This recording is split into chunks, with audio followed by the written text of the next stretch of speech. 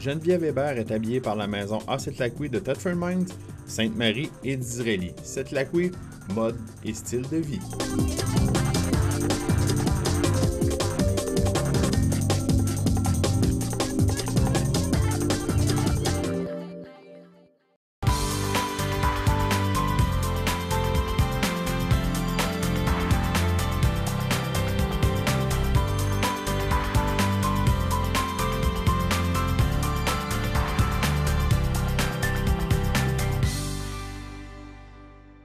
Bonsoir et bienvenue à Espace Public. Cette semaine à l'émission, des organismes soutenus grâce à votre générosité. Le maire de Saint-Georges, Claude Morin, sera avec nous pour nous donner tous les détails sur le relais pour la vie. Ça s'en vient, ce sera le 4 juin prochain. Nicole Jacques également pour la maison Moisson-Beauce. Et tout de suite, je vous présente mes invités. Paul Gauvin qui est avec nous, directeur de la programmation ici à Cogeco TV. Bienvenue. Oui, bonjour. Également Bruno Marchand pour Centraide Québec. Salut. Et également Jérôme Métivier et Alexandra Prévost pour la maison Ado-Berge. Bienvenue à vous deux. Alors, on a eu du développement dans votre dossier parce que la maison Ado-Berge existe déjà du côté de Lévis. Et là, il y a eu une belle annonce là, dernièrement. Tout à fait. Donc, on était en conférence de presse là, pour lancer une campagne de financement qui vise à mettre sur pied, dans le fond, une maison d'hébergement à Saint-Georges pour couvrir tout le sud du territoire, donc les Appalaches, la Beauce et les Aides-Chemins. Donc, on parle de 6 lits supplémentaires dans la région, une hausse de 66 %. Donc, on vise à avoir 85 jeunes supplémentaires là, qui pourront recevoir des services. Parce que là, ce qui se passe avec la maison déjà existante, c'est que vous devez refuser des jeunes. En effet, un jeune sur deux qui fait une demande, dans le fond, on ne pourra pas lui offrir le service au moment où il souhaite l'obtenir. Quelle est la problématique? Pourquoi les jeunes vous consultent et veulent aller à la maison Ado-Berge? Bien, il y a différentes problématiques. Là. Les jeunes vivent vraiment des différents éléments, surtout les conflits familiaux, mais on parle aussi problèmes avec la toxicomanie, problèmes avec l'état de santé mentale, dans le fond, qui est plus difficile, etc. Donc, ça peut être vraiment de plus différentes variantes. Là. Il y a une particularité avec votre maison, c'est-à-dire que les jeunes ils vont de leur plein gré, là. Oui, tout à fait. Le jeune, donc, doit être volontaire à entreprendre cette démarche-là pour changer une situation qu'il vit, qui est difficile. Mais le parent également doit être volontaire à cette démarche-là. Donc, on travaille vraiment dans le volontariat, puis on vient donner un coup de pouce à cette famille-là. Un travail d'équipe aussi qui se fait, en fait, tout le monde ensemble. Oui, tout à fait. On a des rencontres familiales dans lesquelles on implique le parent aussi dans le changement et pour qu'on vise un retour dans les milieux familiaux.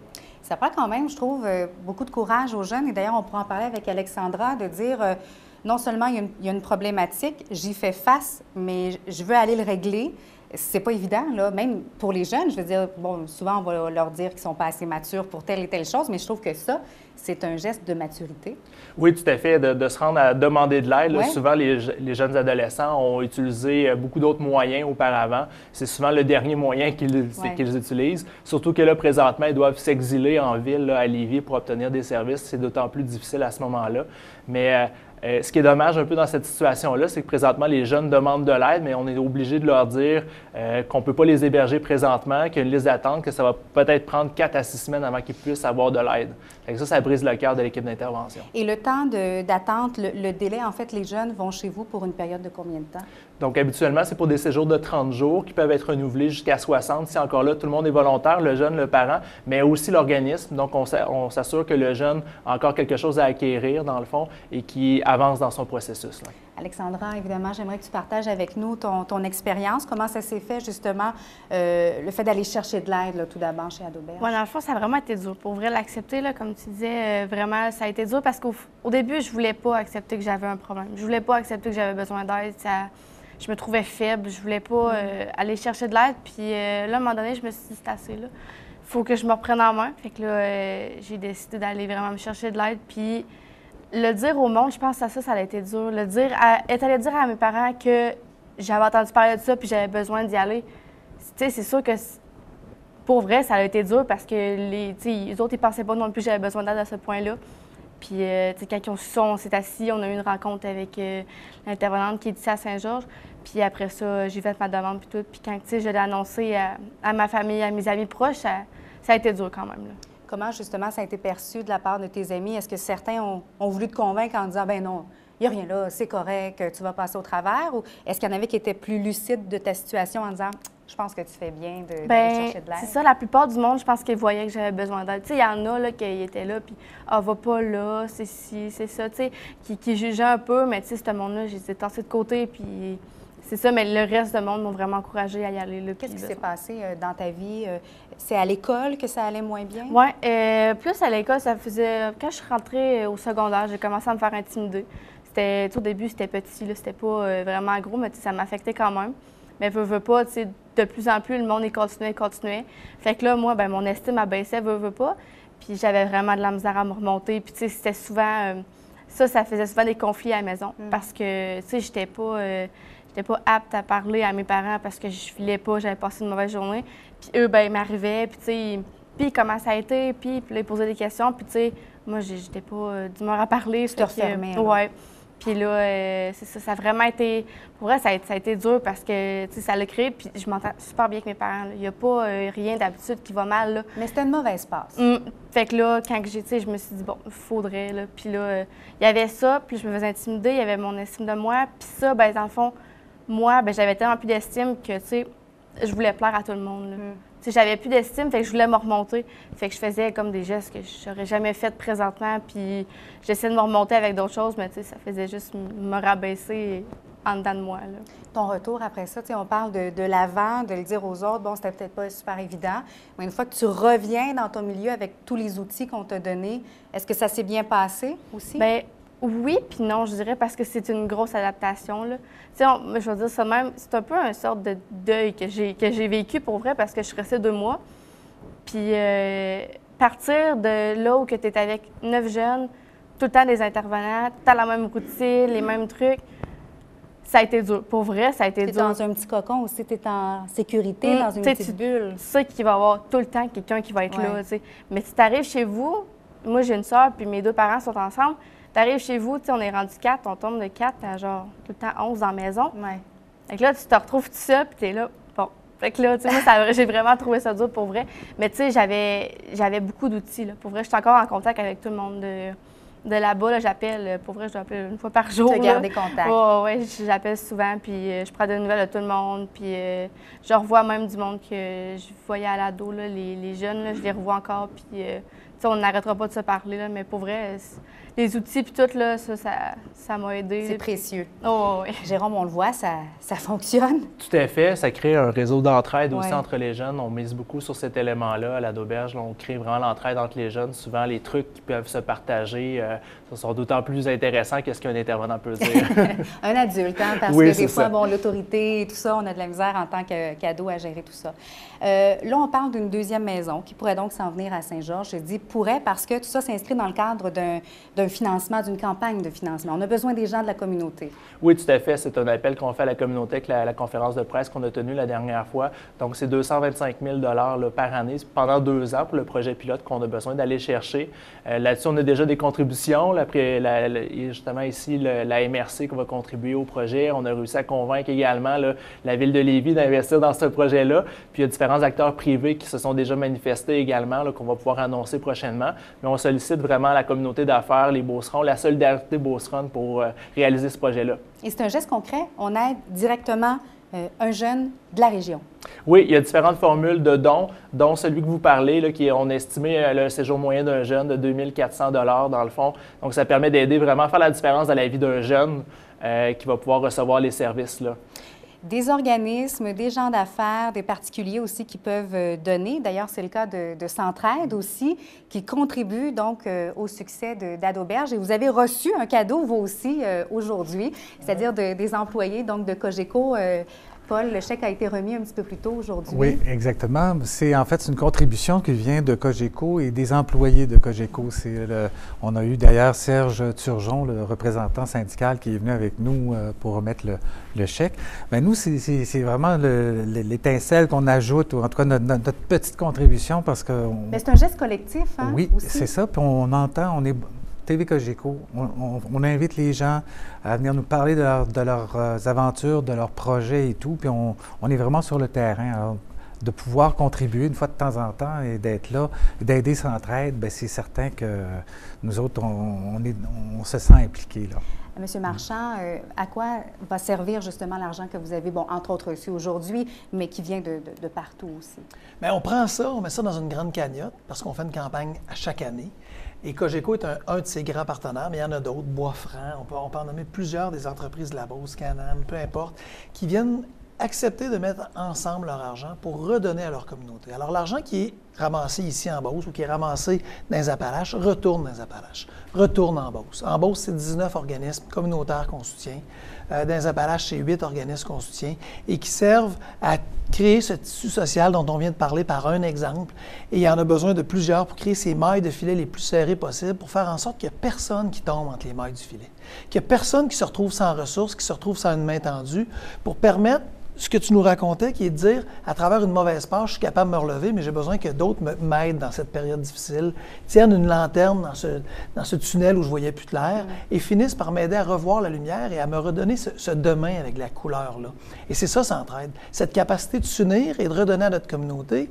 Juste en Beauce, on va avoir ramassé près de 400 000 $ cette année, et on va redonner directement aux organismes près du double. Et au total, parce qu'il y a des organismes, on en a donné un exemple, qui contribuent, qui n'ont pas pignon sur rue en Beauce, on va redonner plus d'1 million. Alors, Centraide, ce n'est pas un guichet automatique. Centraide, c'est une organisation qui a comme objectif de redonner où sont les besoins et où il y a des organismes efficients pour répondre à ces besoins-là et capables de reddition de comptes, capables de changer des vies pour la vie.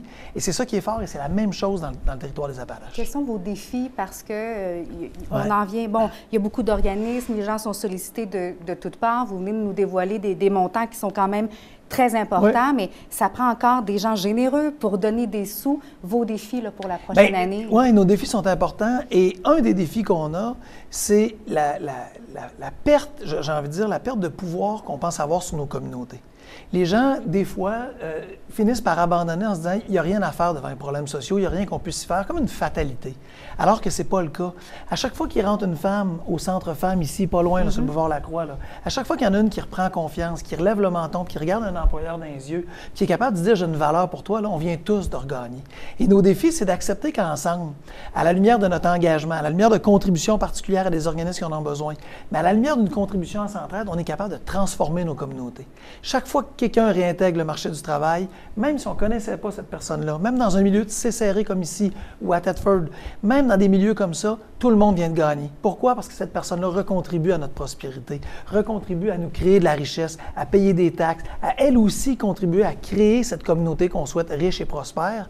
Et c'est comme ça qu'on peut y arriver. Si on accepte que des gens en marge vivent en marge, et si on est fataliste par rapport à ça, ou si on abandonne ces gens-là, on y perd tous. Ces gens-là, ils perdent, et nécessairement restent dans le marasme plus longtemps, mais notre communauté y perd aussi, parce que ça coûte plus cher en coût de système, parce que c'est des gens qui ne mettent pas l'épaule à la roue, pas par leur vouloir, mais parce qu'ils pensent être incapables de le faire, alors qu'au contraire, quand on met de la lumière dans les yeux de quelqu'un, notre communauté vient de s'enrichir. Et on a eu un bel exemple. Exact. Et c'est ça, Centraide. Tout à fait. Ouais. Merci beaucoup de votre implication.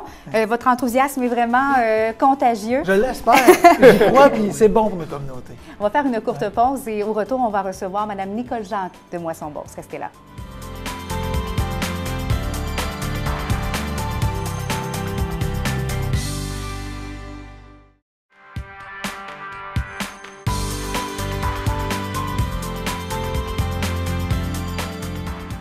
Nous sommes en pleine campagne de financement pour Moisson-Beauce. Madame Nicole Jacques est avec nous. Bienvenue. Bonjour. Alors, la campagne de financement majeure de Moisson-Beauce, c'est la maison Moisson-Beauce.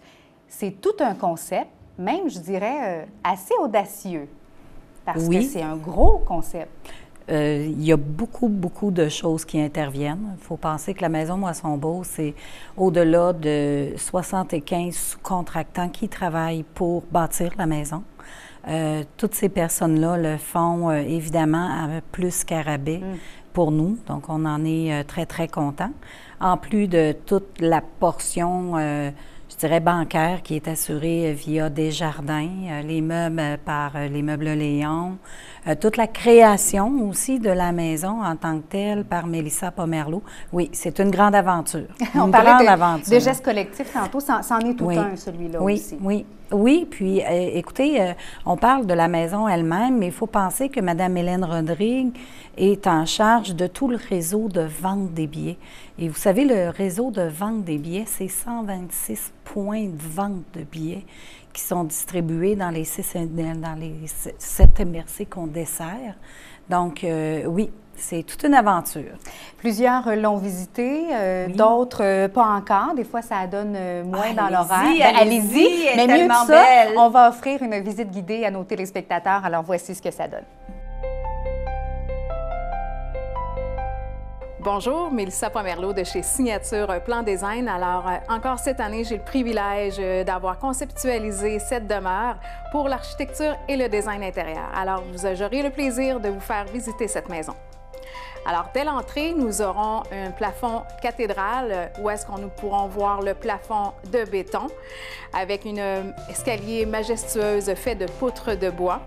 Nous irons aussi dans le style allemand, donc nous pourrons retrouver ce concept-là tout au long de la maison en parcourant le salon, entre autres, avec des poutres de bois foncé, des armoires de cuisine de façon très linéaire, donc sans poignées d'armoire, qui vont faire en sorte qu'ils vont être avec un effet poussoir, et un îlot table fait de granit et de quartz qui vont pouvoir déterminer au niveau du métal différents matériaux.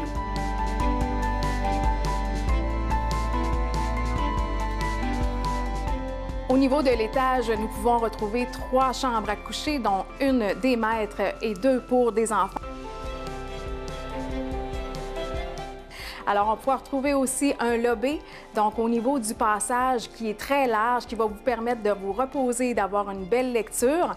Alors, nous allons retrouver une salle de bain pour la chambre des maîtres avec un bain sur pied, une vanité avec un comptoir de verre réfléchissant la lumière et la chambre des maîtres avec un walk-in aménagé.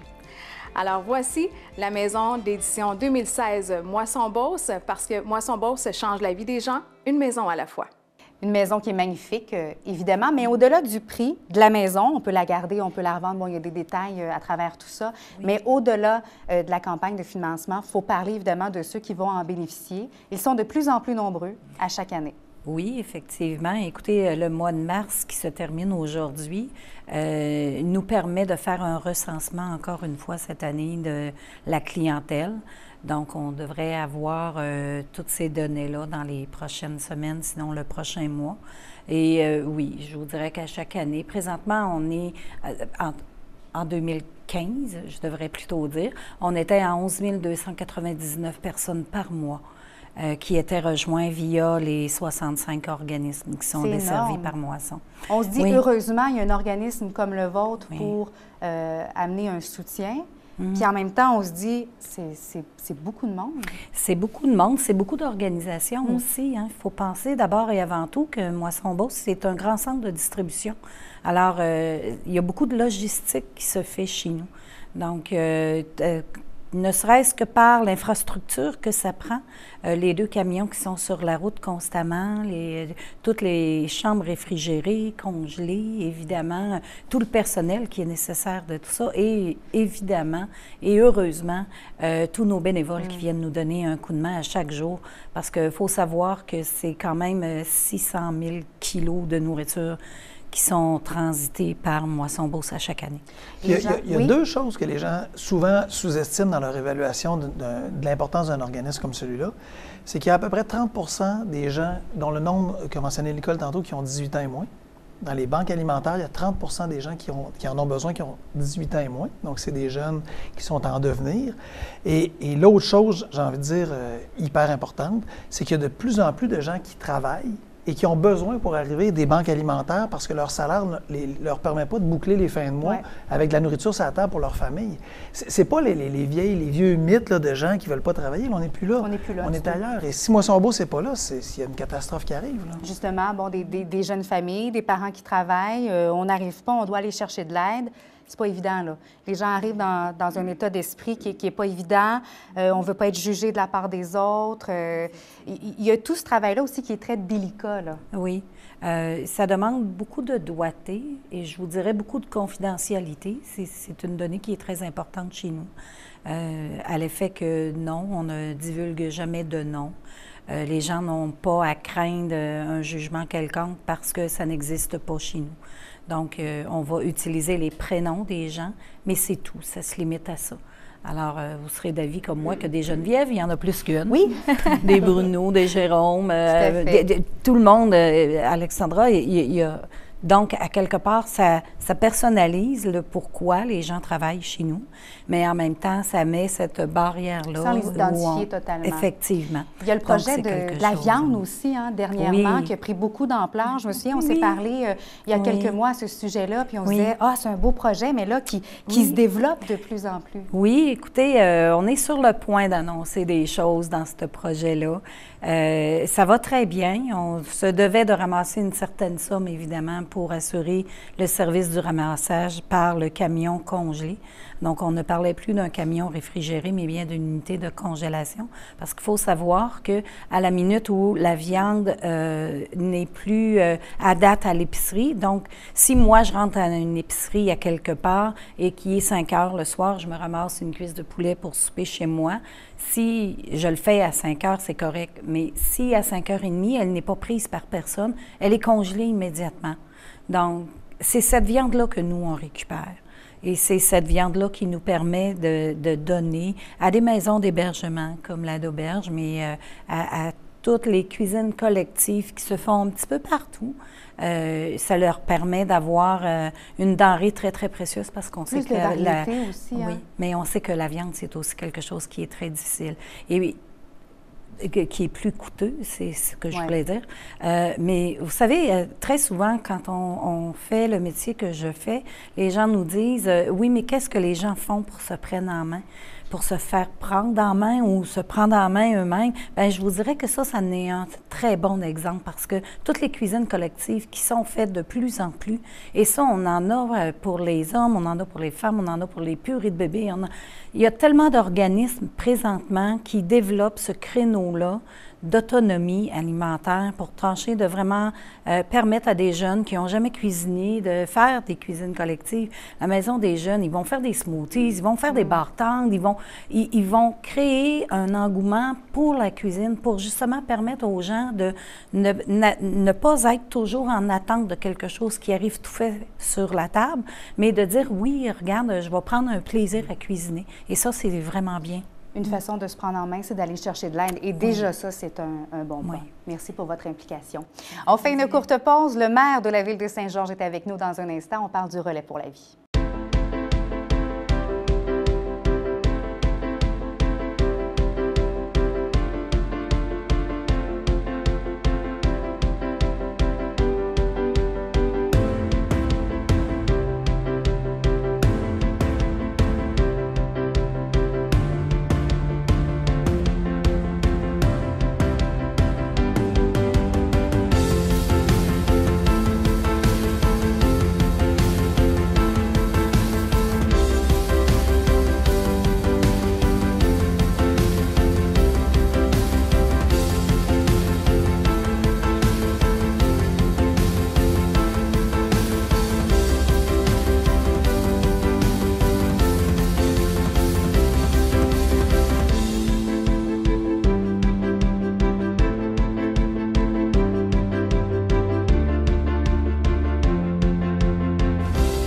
Vous avez accepté la présidence d'honneur et lors de la conférence de presse, on vous a senti très, très touché, évidemment. Il y a vraiment un volet personnel. C'est sûr. C'est plusieurs fois que je m'implique dans cette cause-là, autant les défis des têtes rasées comme le relais pour la vie. Parce que j'ai plusieurs membres de ma famille qui, malheureusement, n'ont pas su comment passer à travers cette maladie-là. Et puis ça me touche à chaque fois que je vois quelqu'un. Puis je pense que le relais pour la vie, c'est un endroit où chaque année que j'y vais, là, pour la marche des survivants, là, je dis, ah ben mon Dieu, lui, il l'a aussi, il l'a aussi. Puis parce que c'est pas écrit dans le front des gens. Non, non, puis on s'imagine ce que les gens peuvent passer à travers, parce que moi, comme je vous ai dit, j'ai des gens dans la famille, là. C'est un choc. Et puis, je pense que les dommages collatéraux, là, c'est les familles qui sont touchées. On ne sait pas comment gérer ça, on ne sait pas comment réagir. Il y a beaucoup de gens qui le font année après année, puis je les félicite, puis je les encourage à continuer. Mais ce que je voudrais, c'est qu'il y ait plus de gens qui viennent pour la cérémonie d'ouverture, de voir le côté touchant. Je vous dis, à chaque année, moi, je sors mes Kleenex. Parce que j'en reviens pas, là. On est une grande famille, là. On oublie tout ce qui se passe alentour, là. On vit avec les gens qui ont les gilets des survivants. Et puis on s'imagine tout ce qu'ils peuvent vivre, ces gens-là. Là. D'ailleurs, vous l'avez dit, les fonds, c'est l'objectif de ramasser des sous, un objectif toujours augmenté d'année en année. C'est sûr, ça coûte toujours de plus en plus cher. Ouais. Puis comme j'avais dit dans la conférence de presse, hein, on dépense des millions pour aller combattre dans des pays où la mentalité est différente, alors qu'on a un ennemi ici dans nos lignes, il faut le dire, qui s'appelle le cancer. Puis nos gouvernements répondent sur le bout des doigts. Là. On devrait investir davantage de ce côté-là. 165 000 l'objectif cette année. Oui. C'est beaucoup d'argent. J'espère qu'on va l'atteindre. Les gens sont charitables. Des causes comme ça, là. Les gens embarquent. Là. Puisque plusieurs de nouvelles équipes cette année, là, ça me touche directement. Ils viennent, parce qu'ici, on donne des pamphlets, là, puis ils viennent ici, là, puis mon Dieu, je suis content. Puis je suis content de les voir, de leur parler. S'inscrire en famille aussi, hein, aussi implique beaucoup. les enfants beaucoup. C'est une fête aussi. Tout à fait. D'un autre côté, là, il va y avoir des spectacles, il va y avoir des amusements pour tout le monde. Puis, on apprend à se connaître parce que toutes les municipalités se retrouvent ici. Là. Puis cette année, on va avoir un endroit là, au CIMIC, ça va être parfait. Ouais. On ne sera pas dans la boîte. Okay? Non, c'est vrai, parce qu'on ne sait jamais avec la température. Vous parlez des autres municipalités. Vous aviez lancé un défi aussi au maire des MRC. Est-ce que ça a répondu positivement? Ça répond oui, mais sur le bout de la langue. OK, alors on relance le défi. On les relance. Tous les élus, là, parce que je leur dis aux élus, là, ce sont nos citoyens. C'est des gens comme nous autres. On leur demande de voter pour nous autres. Mais là, ils ont besoin de nous autres qu'on les supporte. Là. Bien, évidemment, nos élus de se présenter à cette marche-là. 10e édition, donc, pour le Relais pour la vie, une autre belle façon de s'impliquer dans notre communauté. Et on s'est rendu compte qu'on est tous liés ici, sur le plateau, parce que des gens donnent, d'autres reçoivent aussi. Encore une fois, vraiment des gestes collectifs. Une communauté, c'est ça. C'est cette richesse qu'on crée, les liens qu'on crée entre les individus, cette capacité de faire des jeux un nous. En 2016, on a tendance à penser là, que l'individu seul, il peut tout faire, il peut vivre indépendamment des autres, et c'est faux. Il arrive dans une vie où on met un genou au sol. Et qu'est-ce qui nous aide à se relever? C'est souvent la main tendue d'un ami, d'un collègue, d'une ressource, d'une organisation communautaire qui nous aide à passer à travers un moment difficile. Si on arrêtait de conjuguer, si on conjuguait un peu moins au je, on conjuguait un peu plus au nous, là, on serait tous nécessairement plus heureux et plus riches. Tout à fait. Ouais. Madame Jacques, les billets pour la maison Moisson-Beauce sont disponibles partout sur le territoire? Oui, un peu partout. Évidemment, avec notre grand partenaire Desjardins, dans toutes les caisses Desjardins. Bon, dans les dépanneurs, évidemment, sur le site de Moisson-Beauce, vous pouvez en avoir, il n'y a vraiment aucun problème. Mais oui, ça va nous faire plaisir. Puis vous savez, c'est un petit 20 $ qui peut changer la vie de bien des gens. On dit qu'on change la vie des gens une maison à la fois, parce qu'on en fait une par année. Oui. Croyez-moi, c'est suffisant. Oui. Mais écoutez, oui, effectivement, c'est un petit 20 qui peut changer vraiment la vie des gens. Et les gens peuvent la visiter toujours et s'imaginer dans cette belle maison-là, parce que les gens ont travaillé très, très fort. On parlait de gestes collectifs, ça en est un autre exemple. Oui, énormément de partenaires. Puis c'est des partenaires que parfois on oublie de mentionner. C'est sûr que les gens qui viennent visiter la maison, les armoires sont belles, c'est le fun, on va en parler, mais les trosses et la peinture, un peu moins, mettons. Hein? C'est vrai. Mais ce sont des gens qui ont donné. Mais c'est des gens qui ont donné avec un grand cœur et évidemment, tout ça est sous la gouverne de CRB Construction qui fait ça de main de maître. Alors, c'est des partenaires qu'on aime bien travailler avec eux. C'est notre petit comité, finalement. On est 6 personnes, hein, vous savez, pour le comité de la maison Moisson-Beauce, mais il se fait un travail gigantesque avec Impression GP. En coulisses, là. Tout le monde est en coulisses. Monsieur Métivier, on va souhaiter une deuxième maison pour l'Auberge. On a vu évidemment que ça fait une différence dans la vie des jeunes. Donc, on a besoin de la communauté encore une fois. Oui, un grand merci à toute la population. C'est possible d'aller voir sur notre site web www.adauberge.com la section « J'appuie ».